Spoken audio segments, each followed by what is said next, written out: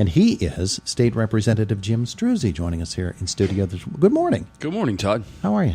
I'm doing okay. A little bit of a cold right now, so you'll have to bear with me this morning. Oh, boy. Shuttling back and forth between here and Harrisburg, huh? Well, you do, yeah, and you certainly shake a lot of hands. So sometimes you catch something you didn't expect. Okay, well, stay away from me, okay? Yes. Hey, in Harrisburg, there are a lot of things going on. One of the things that is out there that the people across the state are talking about is legalization of marijuana. Right. Recreational marijuana, championed by John Fetterman, and the polls show that people are for it across Pennsylvania. He certainly is an advocate of it. Governor Wolf seems to be. Mm-hmm. Talk a little bit about those discussions and how the legislature is looking at it. Well, certainly, Todd. As you know, that Lieutenant Governor had his listening tour here in Indiana at the Kovalchik Complex a couple of weeks ago. I was in attendance to hear what the people had to say. I think it was probably a 60-40 split in favor of legalization of recreational marijuana from those who were in attendance. I can appreciate that the people want to have the freedom. Mature adults, want to have that opportunity on their own time safely. I can appreciate that they want that freedom, but I think there are just so many unknown consequences with the legalization of recreational marijuana right now. Currently I am against it. I don't think it's a good idea for our society right now. I'm concerned with our workforce. You can't find employees now that can pass a drug test. What happens if you legalize recreational marijuana? I mean, who's gonna show up and be able to pass a drug test if that's in their system? And what kind of equipment can they operate? What's the impact on our youth? People argue that, well, it's available now. Well, it may be, but we don't need to make it more readily available.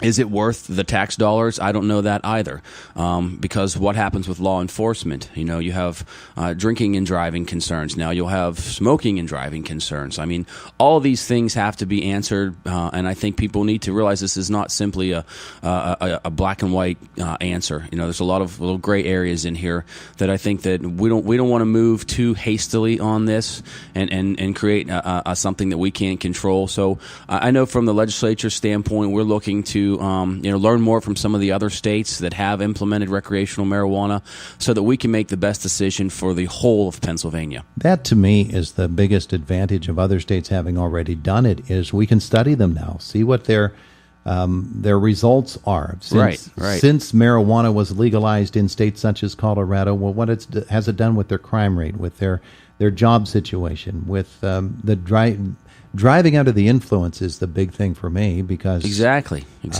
There's no measurable test. There isn't, like there is a breathalyzer test with alcohol. Right, and that should be a concern to people. Those are all those types of questions that you just mentioned are what need to be answered, I think, before we can make any kind of decision on this, because there are a number of unintended consequences that will come from the legalization of recreational marijuana, and I think people need to realize that. It's not simply, yes, I want to, sit on my back porch some evening and, enjoy recreational marijuana. I think there's a whole lot more that comes with this that people need to understand. Mm-hmm. All right. In Harrisburg this week, also a bill advanced or certainly a cause forwarded for texting and driving, but more than that, more than just texting and driving, use of a cell phone within your vehicle as you're driving. Right. You came out as someone who is in favor of banning the use of handheld phones while driving a vehicle. Explain it. Well, I think anyone who has driven, anywhere has had a close encounter with someone who was texting and driving or looking down at their cell phone and suddenly they jerk back into the lane. I mean, it happens daily right here in Indiana, and no matter where you are, particularly with teenagers. I have some very, very real concerns with that, and I think it's an awareness, it's a behavior that needs to be corrected, and if people won't take it upon themselves to be more focused when they're driving, then I think you need more enforcement to cover that, because it's unfortunate, Todd, and I was at that press conference on Tuesday. There were families there that had lost loved ones to distracted driving, and that is something that is simply unacceptable. There's no reason to drive distracted. particularly when it comes when just looking at your cell phone, when it's something that can wait. If you have to use your cell phone, pull over. I don't think there's too many emergencies that you can't put that phone down until you have an opportunity to stop. And that's a real concern with me because, people don't realize, and I have that background through PennDOT and, I was a safety press officer for a time. It's a real concern that people should take seriously because distracted driving is causing a lot of fatal crashes and a lot of injuries that simply don't need to occur on our Pennsylvania roadways. And people wonder about where that line is. Can I hold it? Can I use hands-free? Is it just for calling? Is it also texting?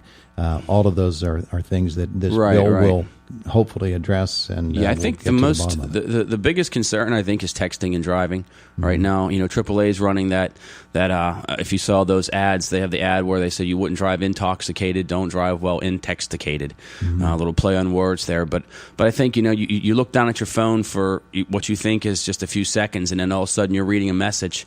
You look up, and the whole roadway in front of you may have changed because you're traveling at a high rate of speed, perhaps, and people don't realize oftentimes how quickly the roadway in front of them can change when they're looking at a text. They get distracted, and that's unfortunate.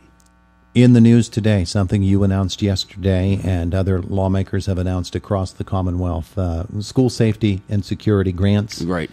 And how they may be used and what school districts are eligible for them. Some school districts here in Indiana County have gotten grants, and we know that they are certainly needed. Well, I'm very pleased to see that at least 3 of our school districts here in Indiana County did receive some of that grant money. In my opinion, Todd, we need to do more for school safety and security. I think that, as lawmakers, as leaders in our state, it's fundamental that we give our young people and the teachers and counselors and faculty a safe learning environment. This is a good step in the right direction, but unfortunately, as happens with many grants, there are a lot of school districts out there that didn't see any money. And I think it's important if they are applying to us for help when it comes to school security, then we need to be able to meet those needs. And so, yes, it's good news for those districts that did get money here in Indiana County, and I'm very happy about that. But I think we need to do more to make sure that every child and every teacher feels safe in their work environment and learning environment. All right. Also in Harrisburg, of course, the ongoing budget discussions. Yes. June 30th is now less than 2 months away. And so give us an update. Where's it stand? Well, if you saw the announcement that we made yesterday as well, we're looking at a fairly significant influx of revenue right now as far as the state coffers are concerned, to the tune of an unexpected $828 million more than anticipated. So I think, that bodes well with trying to reach a balanced budget. I think it's important that we don't so eagerly go out and spend that additional money. Our view from a Republican standpoint is that we should put that aside, at least a large portion of that in the rainy day fund in the event that, the revenues don't come in as high as they are this year in the future, which, that happens often when you're dealing with a state budget. So I think it looks good right now. I know if we've been working through some of those key components that were somewhat controversial, the state police fee, the increase in the minimum wage, the increase in the teacher's salary, all those things need to be sorted out, and we discussed those, I think, when I was here last month. I think it looks well for the budget. It's not going to be easy. It's never easy. We're to the point where I think we're starting the negotiation process now, but obviously having an influx of revenue, basically due to the strength of our nationwide economy right now, and some of the tax structures that we did change here in Pennsylvania, in addition to the taxes that are being collected from online sales now. I think it's always good to start with a surplus, but again, we need to be cautious and fiscally responsible with the taxpayer dollars. Draw upon your experience with the Chamber of Commerce. I'm thinking specifically of urban, but down through the years, other efforts as well in terms of economic growth. And you and I have had many conversations in the past talking about and I was mentioning this to another guest earlier this week. Your economy can't be based on retail swapping dollars from one store to another. Right. There has to be an industrial manufacturing base. That's very, very important. How has Pennsylvania and how has Indiana County been able to capitalize on the fact that there's industry now happening in Indiana County where 10 years ago maybe there wasn't? Well, I think it's a culmination of many years of effort and a lot of different factors coming into play. You know, the Urban Outfitters building that's being constructed out at Windy Ridge right now was 6 years in the making. You know, we had to build the business park. We had to put the incentives in place. We had to make those connections, those relationships. We had to let people know that we're here, you know, and that we have available sites. All that comes together. I think we moved a couple of bills out of the House this week aimed at regulatory reform to try and make Pennsylvania more conducive to business. I think all those different kind of factors have to come into play because the way our tax structures are set up right now, a lot of businesses prefer to go elsewhere. There's just too much regulation, too many corporate taxes, and we need to make sure that the climate for business is attractive here in Pennsylvania. And I think we're moving in the right direction. I think you're seeing a lot of people working right now. There's a lot of jobs out there, as we've discussed also. So I think it's a combination of a lot of different factors, but I think they're coming together right now. You have a workforce that's available. You have jobs that are available. You have opportunities that are available.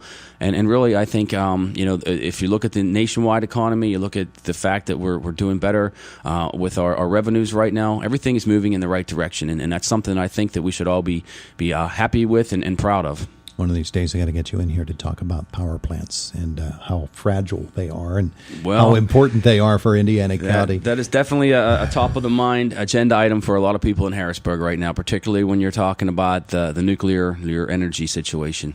Yeah. Meanwhile, I do know that you're in the midst of conducting some town hall meetings. Yes. You've had some and others on the schedule, yes? Absolutely, yes. We had one in Armagh. We had one here in Indiana just a week or so ago at St. Andrews Village. Both those town halls went great, a complete different array of questions, and it's really good to have the opportunity to interact with people, hear what their concerns are. Our next town hall is on May 16th at 6 p.m. at the Blairsville Volunteer Fire Company. It's again, May 16th at 6 p.m. Blairsville, the next town hall meeting. And we're also going to be doing a teletown hall meeting, Todd. I don't know the exact date on that, but that's something where people can call and speak with me about issues. So we'll be putting out some information on that as well, and that'll be in the evening. So I'm giving as much opportunity as I can for people to reach out, to connect with us. You know, our doors are always open. We want people to share their problems and concerns with us so we can try to help. Get any eye-opening questions at any of that, or mouth-opening, mouth agape as you understand a question? Well, you certainly do, and I think that's important to be out there because, you know, oftentimes I'm not aware of all the issues that people face, you know, and some of them may not be the big issues that we're all dealing with. It may just be something in a particular situation. But again, if we can help, if my staff or I can help, we want to be able to do that. So make sure you go to repstruzzi.com. You can see all the dates for all the interactions, all the contact information, and make sure you subscribe to our weekly email that goes out on Fridays. As I've mentioned before, it encapsulates everything that happened in Harrisburg this past week, all the bills that are moving forward, and other things that have occurred throughout the week. So subscribe to the email, visit the website, and like us on Facebook. He is State Representative Jim Struzzi, struggling with the cold, but you made it all the way through. All right. Thank you, Todd. Thanks, Jim. It is the voice of Indiana County, WCCS AM 1160, 101.1 FM.